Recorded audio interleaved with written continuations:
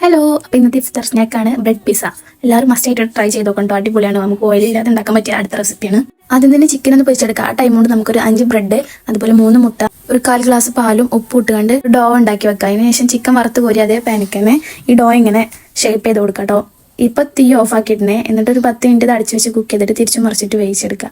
അതിനുശേഷം stove off ചെയ്തിട്ട് അതിലേക്ക് ടൊമാറ്റോ സോസും അതേപോലെ ഒറിഗാനോ, ചില്ലി ഫ്ലേക്സ്, കുറച്ച് ചീസും കൂടി ഇട്ട് കൊടുക്കുക. പിന്നെ നമ്മൾ ഫ്രൈ ചെയ്ത് ചിക്കൻ ചെറിയ പീസ് ആക്കിയാണ്ട് അതിൽ പകുതിയും കൂടി ഇട്ട് കൊടുക്കുക. എന്നിട്ട് അതിൻ്റെ മുകളിൽ എന്തൊക്കെ വെജിറ്റബിൾസ് ആണ് നിങ്ങൾക്ക് ഇഷ്ടം അതിട്ട് കൊടുക്കുക. ഞാൻ ഇപ്പോൾ ക്യാപ്സിക്കും അതേപോലെ വലിയ ഉള്ളി മാത്രമാണ് ഇട്ട് കൊടുക്കുന്നത്. ഇനി ക്യാരറ്റോ അങ്ങനെ എന്തെങ്കിലും ചേർക്കണമെങ്കിൽ ചേർത്ത് കൊടുക്കുക. എന്നിട്ട് പിന്നെ ബാക്കി ചിക്കനും ചീസും കൂടി വെച്ചെടുത്തിട്ട് അതിൻ്റെ മുകൾക്കും കൂടി ഒറിഗാനോ ചില്ലി ഫ്ലേക്സും കൂടി സ്പ്രെഡ് ചെയ്ത് കൊടുക്കും. ഒറിഗാനോ അല്ലെങ്കിൽ ഇത് ഉണ്ടാക്കാം കേട്ടോ.